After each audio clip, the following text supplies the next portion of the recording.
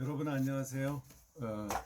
서양 철학의 이해를 맡은 최태현 교수입니다.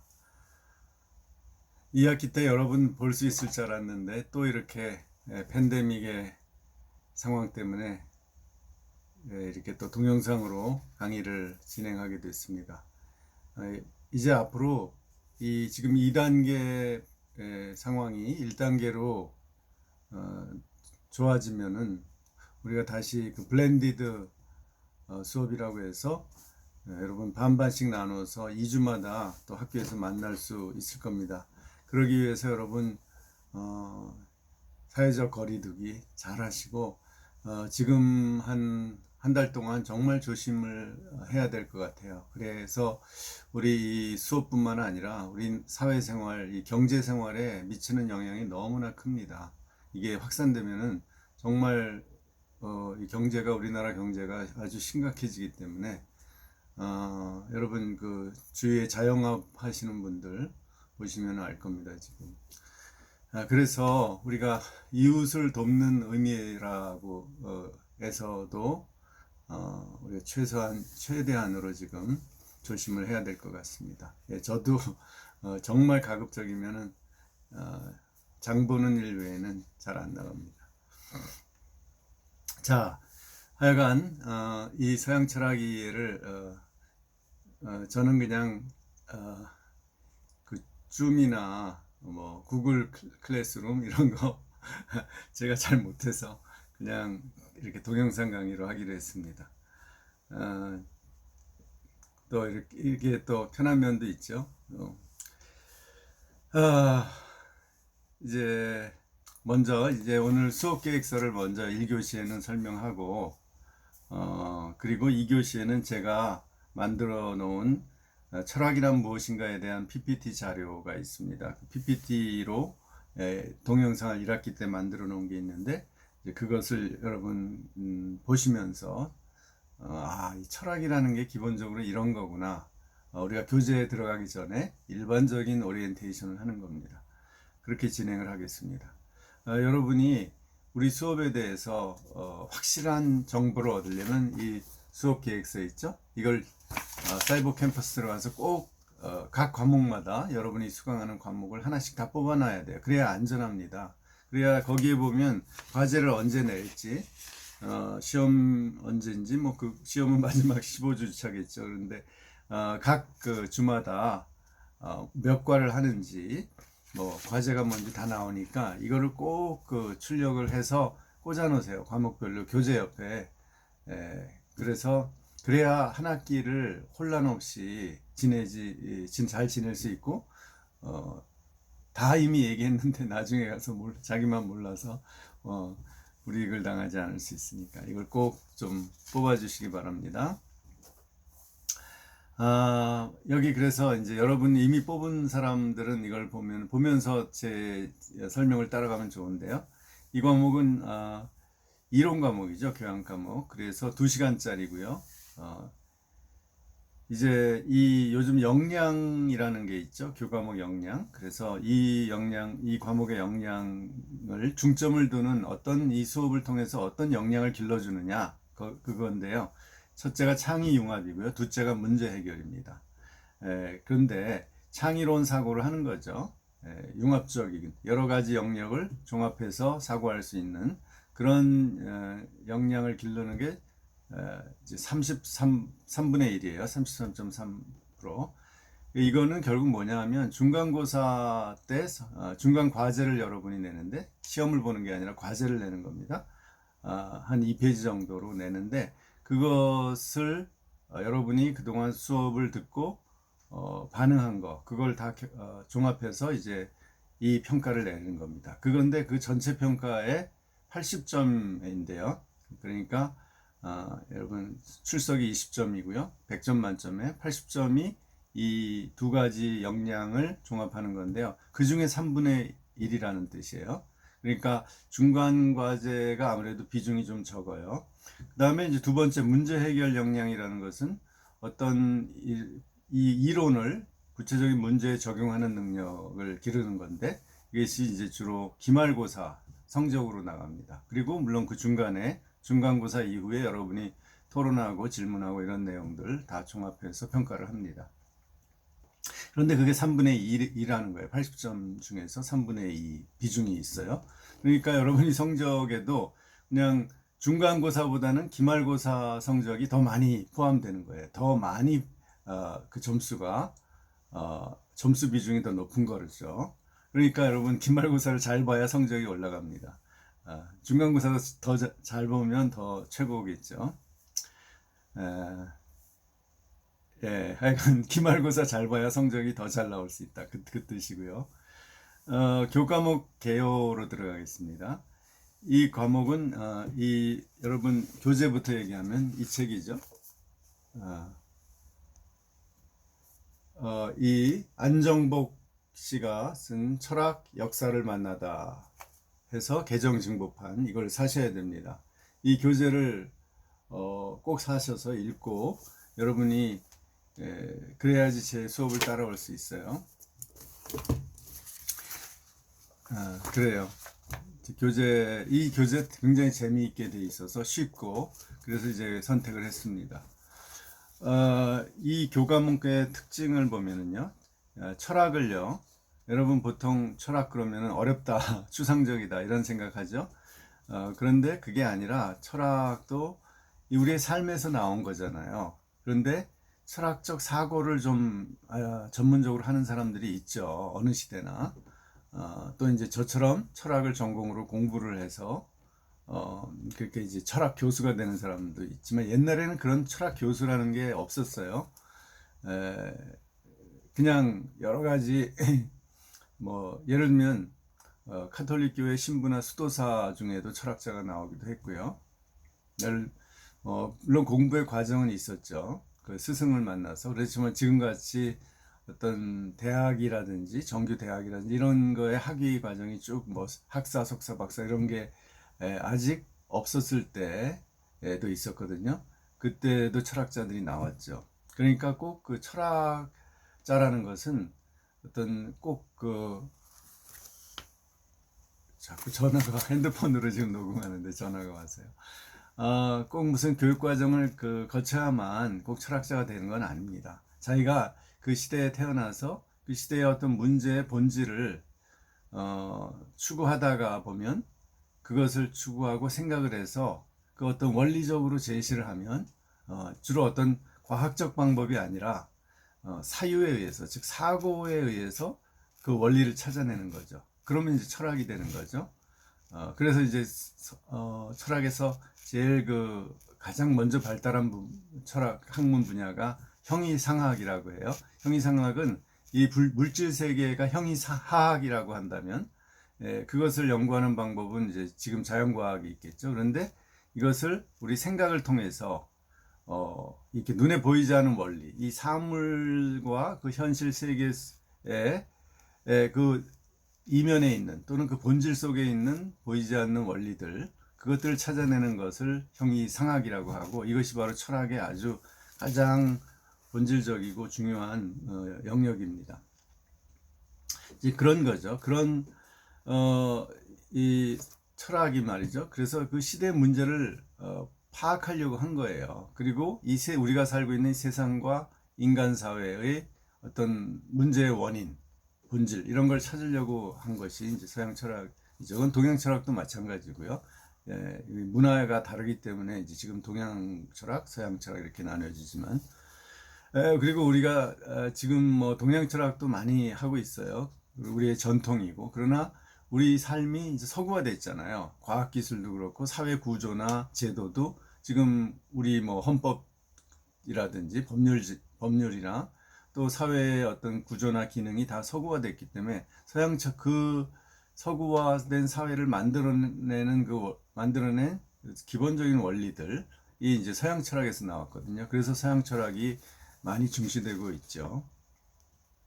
그러나 어느 길로 들어가든 사실 다 궁극적으로 인간과 이 세상의 본질에 대해서 알려고 하는 것이 바로 철학이죠.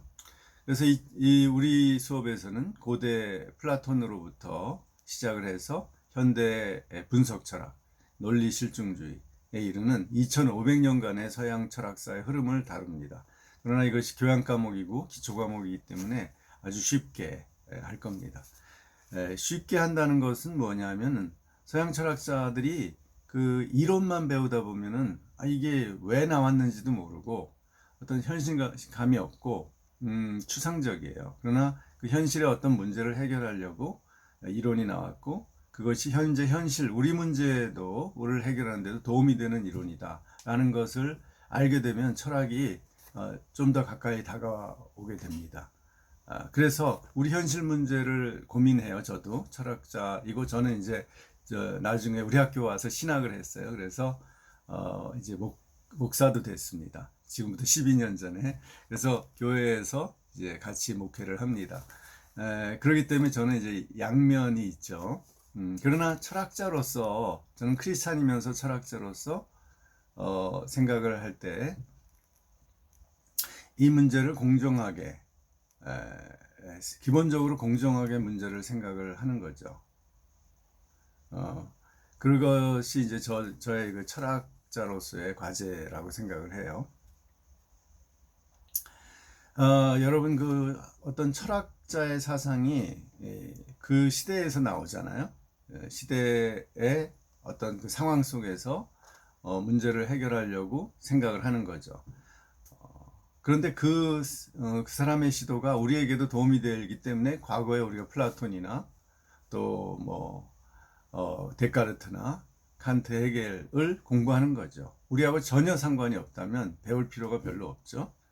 그런데 철학의 기본 원리는 뭐냐면 어떤 공정성이에요. 사고의 공정성. 그 공정성이란 건 뭐냐면 사실에 맞느냐, 어떤 이 사고를 할 때 이 사실을 잘 반영해서 사실에 맞는 생각을 하느냐가 첫 번째고요. 두 번째가 그럼 내 생각의 그 흐름이 논리적으로 맞느냐, 어떤 모순이 없느냐, 또는 논리적 비약을 하지 않았느냐를 잘 살펴보면서 하나의 생각의 체계를 만들어내는 거죠. 일관성이 있다 그러죠. 예, 그런 생각을 하려고 노력하는 겁니다. 그러지 않으면 왜 그럼 일관성이 없는 그런 철학은 문제가 되냐면 혼란스럽기 때문에 그래요. 우리 스스로 혼란에 빠져요. 어제는 이게 좋았는데 오늘은 나쁘다. 이렇게 얘기되면 좋은 거예요, 나쁜 거예요. 얘기 판단할 수가 없잖아요. 그래요. 그 다음에 이렇게 철학은 여기까지가 한계입니다. 가능하면 사실에 맞게 논리적으로 일관되게 생각을 해내는 거죠. 그런데 예를 들면 종교의 문제는 조금 달라요. 종교는 근본적으로 체험이에요.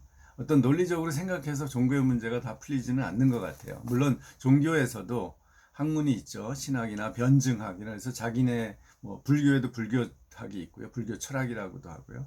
또 유교에서도 유학 또는 유교 철학이라고 해서 자기들의 가르침, 믿음을 잘 설명해주고 있죠. 그러나 내가 종교를 갖는 것은 뭐 그 책을 읽었다고 해서 다 갖는 건 아니잖아요. 예를 들면 성경을 읽었다고 해서 다 기독교인이 되는 건 아니에요. 예를 들면 여러분이 매주 우리 기독교 대학에 와서 체프를 드리지만 그 다 기독교인이 되는 건 아니거든요. 결국은 자기가 기독교에서 말하는 하나님을 체험하느냐 안 하느냐 거기에 따라 달라지는 거죠. 마찬가지로 다른 종교도 마찬가지고요. 그런 점에서 철학과 종교는 좀 다릅니다. 그래서 종교는 믿음의 어떤 의지, 결단 이런 게 중요하고요. 그리고 그것을 통해서 이렇게 체험의 길로 나가는 거죠. 거기에 이제 도움을 주는 게 올바른 교리 이런 거죠. 우리가 신천지라는 그 기독교에서 나온 어떤 종파인데요. 이단 종파라고 하죠. 이런 데는 사실 성경 그들도 읽는데 일부 부분만 이제 요한계시록 이런 데를 자기네식으로 변형시켜서 왜곡해서 이렇게 해석을 하는 게 많아요. 그러니까 이제 정통 기독교에서 보면 엉터리 해석이죠. 그런데 그거를 무조건 신봉하고 그 어떤 인간 교주를 절대화하고 이런 것들이 이제 잘못됐다고 보는 거잖아요. 그러니까 이제 종교 안에서도 그런 교리의 문제, 그래서 교리에 틀렸다고 하면 그걸 비판하고 그런 어떤 노력들을 합니다.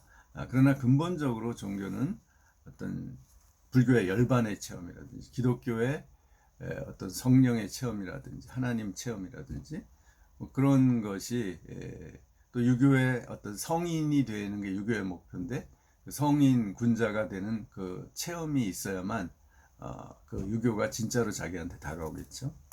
예, 그런 점에서 철학은 좀 다릅니다. 철학은 내가 꼭 무슨 성인 군자가 안 돼도 생각은 할 수 있거든요.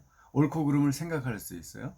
그래서 어, 뭐 예를 들면 종교 철학에 있는데 철학 중에서 종교의 문제를 믿는 게 아니라 따져보는 거예요. 이 종교는 어떤 신관을 가지고 있고 이거 어떤 면에 설득력이 있고 어떤 사회적 문제는 어떻고 윤리적으로는 어떻게 이 종교가 주장을 하는데 그게 타당한지 이런 거를 여러 가지 면에서 따져보는 게 종교 철학입니다. 예, 그래요. 그래서 우리 이 교재를 여러분 꼭 준비해 주시고 이제 내주부터 이 책으로 나갑니다.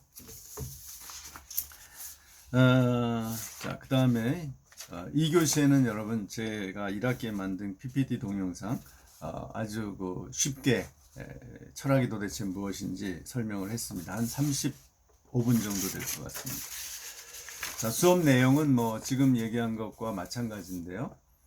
지금 여기서 우리가 13주 동안 오늘 오리엔테이션이고 이제 기말 시험 해서 15주 중에 13주를 이 책의 내용을 합니다.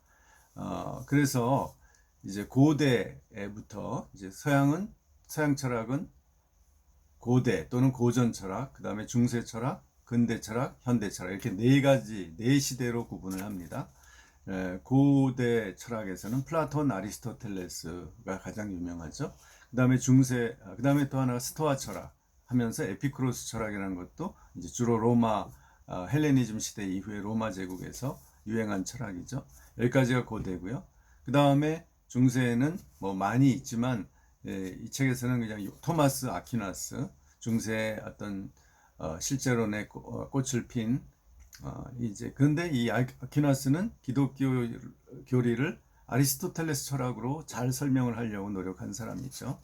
이게 이제 중세 철학이고 근대 우리가 뭐 데카르트의 코기토 에르고 숨 하는 근대 철학의 17세기 이후의 근대라고 하는데 그때부터 이제 데카르트 또 프랑스 혁명, 계몽주의 그 다음에 19세기에 와서는 이제 자유주의가 등장하면서 공리주의 또 그걸 비판하는 마르크스 그 다음에 이제 독일에 가서 칸트 헤겔의 사상 독일 관념론 이것이 근대의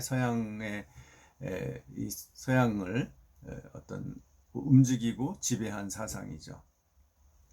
그것을 하고요. 19세기 이후를 현대라고 하는데요. 여러분 니체 유명하죠. 이제 실존주의의 선구자라고도 할 수 있는 초인의 철학자. 그런데 이 니체 사상이 나중에 20세기에서 히틀러에게 이용당하는 거죠. 그런 초인 사상과 이제 원래 니체는 인종주의자가 아니었어요. 그런데 이제 히틀러가 인종주의적으로 그걸 이용하죠. 뭐 이렇게 사상이라는 것이요. 굉장히 큰 영향을 줍니다. 니체가 히틀러에게 영향을 준 것처럼 또 마르크스가 오늘날의 사회주의, 공산주의 모든 체제나 논쟁들을 마르크스가 그 이전의 사회주의 사상들을 이제 자기가 이제 경제학을 가지고서 정리를 했죠.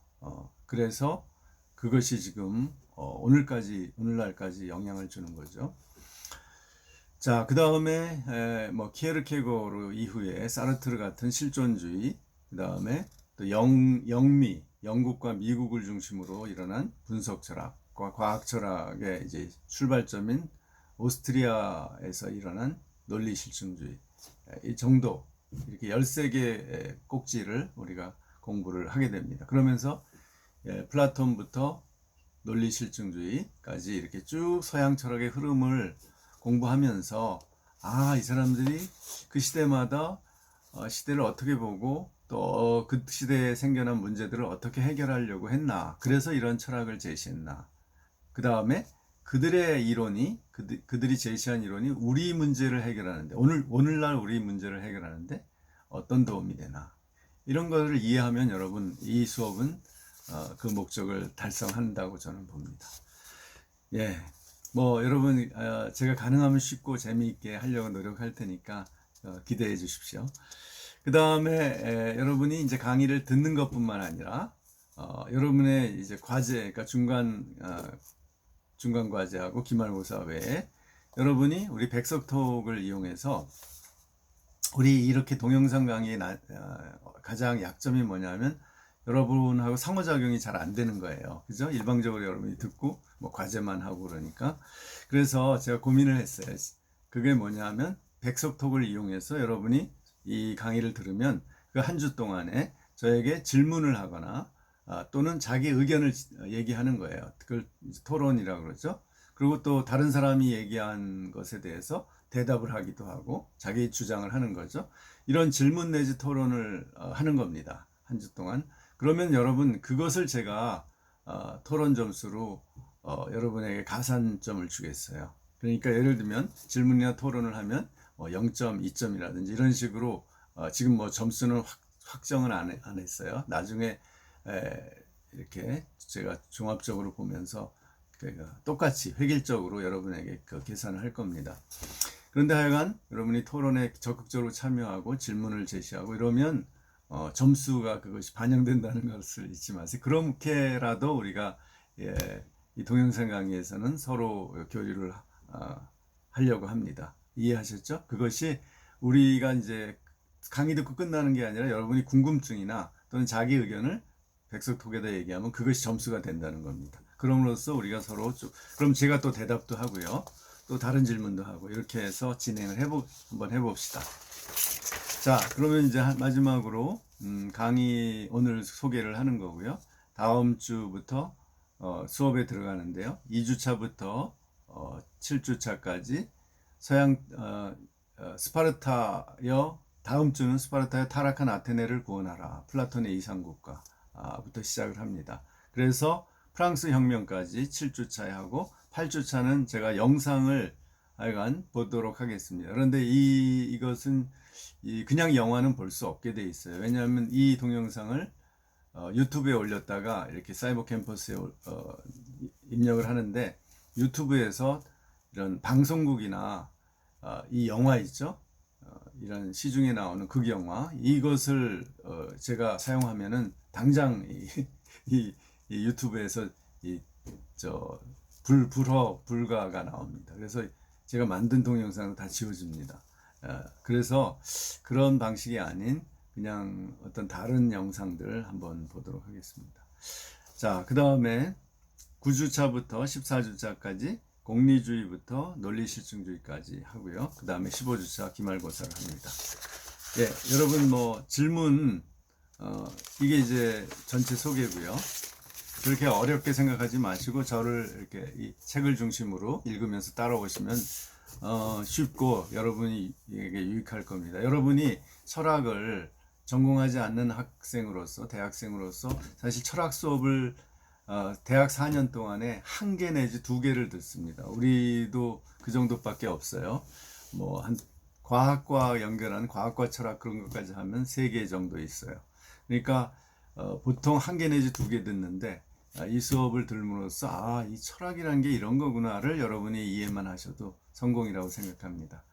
예, 여러분 질문 있으면 우리 백석톡에 제시해 주세요. 또 둘째 강의도 듣고 여러분이 뭐 의견이나 질문 있으면 백석톡에 얘기하면 또 제가 대답하고 이렇게 하겠습니다. 자, 그럼 첫 시간이라 좀 두서없이 얘기했는데 여러분 한 학기 동안 건강하시고 우리 수업을 잘 하고 또 좋은 성적도 받기 바랍니다. 감사합니다.